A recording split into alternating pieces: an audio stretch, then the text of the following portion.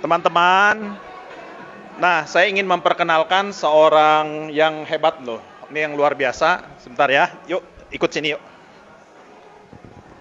Nah ini teman-teman, ini ada seorang CTO atau apa disebutnya? Technology leaders dari Gojek, penemu aplikasi Moka. Bukan aplikasinya aja loh, sistem semuanya. Dan kemudian di Gojek ini sebagai perancang dari Ghost Store. Nah, namanya adalah Jamie. Dan kebetulan Jamie ini adalah tim Ultima 28 juga. Nah, teman-teman kita coba dengarkan ya pengalaman Jamie untuk di dunia digital marketing seperti apa. Nah, Jamie bisa mungkin bercerita sedikit tentang pengalaman Jamie di bidang dunia digital marketing karena kaitan dengan pengalaman yang segudang itu. Ya, ya terima kasih ya aku untuk perkenalannya. Ya, aku sebenarnya udah sekitar 14 tahun di bidang teknologi industri, mainly actually di bidang software engineering ya. Jadi saya sebagai GM of Technology sebelumnya di Moka, saya membuat aplikasi Moka POS dari scratch. Ya, saya leading dari back end, front end, cloud infrastructure, security ya. Terus saya juga kebetulan setelah itu pindah ke Traveloka dan ya saya mendapatkan opportunity untuk kembali ke Gojek ya. Untuk head aplikasi namanya Ghost Store. Nah, tentunya di era digital seperti ini kita nggak bisa lepas namanya digital marketing, ya kan? Terutama lagi pandemi seperti ini, COVID kan, ruang lingkup gerak kita sangat terbatas, benar kan? Supaya kita tetap bisa menjangkau wilayah yang luas, salah satu kuncinya adalah digital marketing, ya kan? Bagaimana sebenarnya digital marketing itu menurut aku ya? Jadi kita sebenarnya perlu tahu nih kekuatan kita tuh di mana, value proposition kita dibandingkan kompetitor-kompetitor kita, ya kan? Terus kita sebenarnya ada beberapa strategi ya. Salah satunya kita define dulu market segment kita seperti apa. Misalkan dari umur, activities, pemasukan, geografi, location, ya kan? Kita harus mengerti itu semua karena itu salah satu faktor kesuksesan dari digital marketing, gitu kan? Kita harus tahu market segment kita seperti apa, ya kan? Nah, setelah itu kita udah tahu semua itu semua, ya kan? Kita formulasikan nih, kita bikin produk kita sebagai brand, ya kan, sebuah brand. Ya contohnya misalkan di Utsukushi dan Shop Subarasi kita tahu bahwa itu kan superfood yang benar-benar berguna untuk kesehatan, ya kan, dengan berbagai macam manfaatnya, ya kan. Jadi kita coba kuatkan branding produk tersebut, ya kan. Setelah itu sekarang itu udah banyak banget teknologi ya dari Facebook Ads, Instagram Ads, Google Ads. Masing-masing teknologi itu mempunyai kekuatan atau advantages yang berbeda-beda gitu. Jadi kita nggak bisa hanya menggunakan satu teknologi, tapi kita harus mengkombinasikan beberapa teknologi, ya kan? Nah, cara mudah sebenarnya untuk digital marketing itu, yaitu kita punya Instagram. Setelah kita punya Instagram, kita bangun branding dari Instagram kita kan, supaya Instagram kita kuat. Setelah itu kita menggunakan Instagram Ads. Ketika kita Instagram Ads dan kita bisa juga bikin Facebook page. Facebook page ini akan connected langsung dengan Instagram Ads.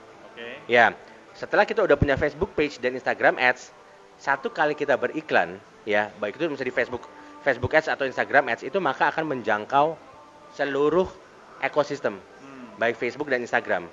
Otomatis reach-nya lebih besar lagi. Nah, tadi saya jelaskan ya, kenapa kita perlu tahu banget market segment. Karena pada saat kita memasang advertisement di Facebook, itu adalah kriteria yang harus kita set. Dan itu sangat menentukan effectiveness dari sebuah advertisement. Sekarang tuh ada sering orang bilang boncos. Yaitu pasang iklan, udah bayar, dapat traffic, tapi nggak bisa maksimal. Kita nggak mendapatkan hasilnya. Nggak ada namanya transition ke money, in terms of money, ya kan? Jadi kita sebagai pemasang iklan, kita berbayar aja gitu kan, dan menghabiskan waktu tentunya. Makanya kita harus penting namanya untuk mempelajari user behavior. Itu tentunya perlu trial and error ya. Kita bikin sebuah iklan seperti, misalkan oke kita mau targetkan tentang gimana caranya meningkatkan kekayaan kita di dalam pandemi seperti ini, ya kan? Kita buat tuh video yang menjelaskan gimana caranya meningkatkan kekayaan dan kita coba pasang iklan.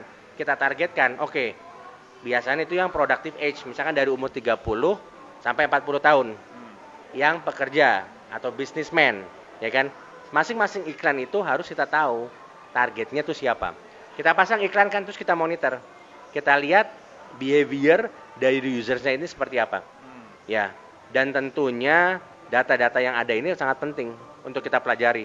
Sekarang itu kan istilahnya kan data is the new gold, ya kan? Kenapa makanya perusahaan-perusahaan sekelas Gojek, Amazon, Traveloka, mereka itu bisa menang karena mereka mempunyai data yang banyak, yang sangat enrich. Dengan data tersebut mereka bisa mempelajari dan mengetahui customer mereka itu seperti apa sih, the needs of their customers itu seperti apa, dan produk-produk apa yang harus mereka tawarkan, bagaimana mereka mempackage produknya untuk customers mereka, gitu kan. Jadi ada namanya retrospektif ya, kita coba pasang iklan dengan kategori seperti ini, dengan segmen seperti ini, dan kita pelajari itu bagaimana funnelingnya, progression dari satu stage ke stage yang lain. Dan terus kita coba modifikasi, ya kan, kita coba modifikasi, kita monitor lagi bagaimana efisiensi dari advertisement tersebut, kayak gitu. Oke, nah jadi terima kasih untuk penjelasannya Jamie. Nah gini, satu aja yang saya mau tanyakan. Kita kan sekarang nih di tim Ultima 28 sudah membuat satu support system, kita beri nama T-Academy, seperti yang saya share kepada Jamie. Dan program-program kita di T-Academy itu kan Jamie kan sudah tahu ya. Nah, ini kita perpaduan antara support system offline dengan metode digital. Nah, menurut sudut pandang Jamie, apa yang sudah kita rancang dengan support system ini? Satu, pertanyaannya, sebagus apa untuk traffic ke depannya? Kedua, apakah ini akan menjadi kendaraan percepatan bagi tim kita semua? Oke, mengenai T-Academy ini menurut saya itu brilliant idea. Ya, dia jujur aja, karena kalau misalkan kita compare dengan bisnis-bisnis yang lain, itu nggak ada namanya self onboarding, ya kan? Dengan adanya T-Academy ini, kita bisa mengedukasi potensial customer atau potensial partner dari early stage, ya kan? Mereka akan datang ke T-Academy dan benar-benar mengetahui journey-nya tuh dari seperti apa. Nonton video satu misalkan, mereka mempelajari, oh ini ternyata seperti ini ya, dan dibikin makin curious gitu loh. Akhirnya melanjutkan ke video selanjutnya, dan video selanjutnya kan. Iya, dan ini sangat penting ya di perusahaan-perusahaan besar, ada namanya knowledge center. Ya kan, ini juga sebagai knowledge center. Contohnya misalkan di BCA kalau kita ngomong, kenapa customer service-nya itu bisa menghandle dengan baik? Karena mereka mempunyai sistem knowledge center yang baik. Jadi semua customer service mempunyai knowledge yang sama kan. Dengan adanya T-Academy ini kita harapkan juga seperti itu kan. Dan ya kembali lagi ke dalam limitation dari jangkauan kita sekarang ini di era digital. Kalau tanpa ada T-Academy ini kita akan sangat susah dong untuk memperkenalkan produk kita. Karena kita udah susah jarang ketemu gitu kan, dan waktunya juga lebih terbatas. Dengan adanya T-Academy ini nanti kita hanya menjelaskan aja bahwa ini ada platform nih, ya kan.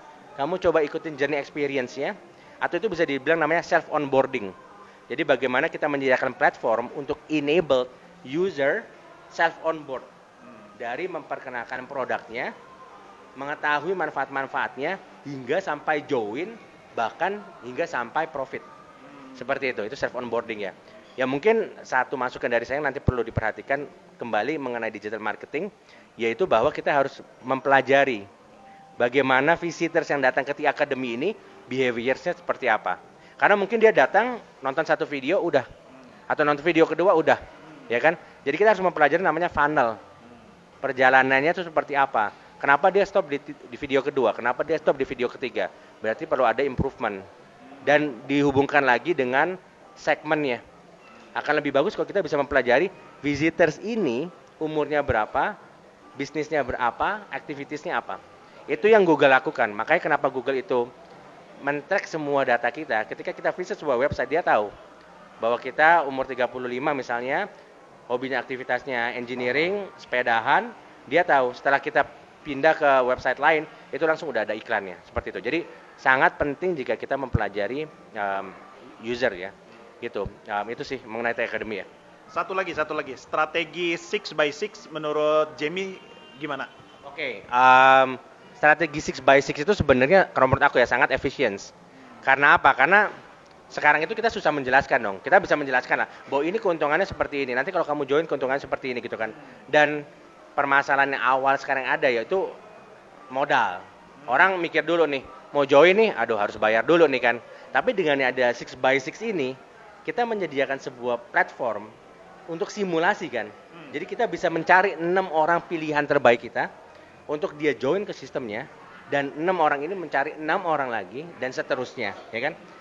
Dan sebelum mereka perlu mengeluarkan uang sedikit pun, mereka nanti bisa ngelihat nih bahwa revenue atau profit yang mereka dapatkan tuh sebesar apa. Otomatis dong orang itu pasti wow. Dia kan melihat siapa yang nggak mau, oh gue kalau join bisa dapat 500 juta nih dengan hanya spending 20 juta misalnya. Ya kan? Itu no brainer banget gitu kan. Jadi 6 by 6 itu kalau menurut saya itu sebuah platform yang membuka mata orang gitu loh. Yang memungkinkan orang mempunyai visibility gitu loh, bahwa wow, ternyata ini loh manfaat, benefit, profit yang akan saya dapatkan secara real jika saya join ini. Itu luar biasa sekali kalau menurut saya. Ya. Oke, terima kasih banyak Jamie. Nah teman-teman, ini kita bersyukur ya, beruntung Anda semua, kita semua ini berada di tim yang tepat. Ya, karena kita ada T Academy, kemudian juga kita punya rekan-rekan yang hebat-hebat. Ini luar biasa nih Jamie dari kemampuannya dari Singapura ya, stay Singapura. 14 tahun di Singapura teman-teman. Ini yang membuat ini loh, Ghostor ya, Ghostor. Nah, yang membuat Ghostor, mockup. Nah, ini luar biasa ya. Oke, jadi teman-teman, sekali lagi saya berterima kasih untuk Jamie yang sudah memberikan wawasan kepada kita semua. Thank you Jamie. Semoga bermanfaat semua yang saya sampaikan. Oke. Terima kasih.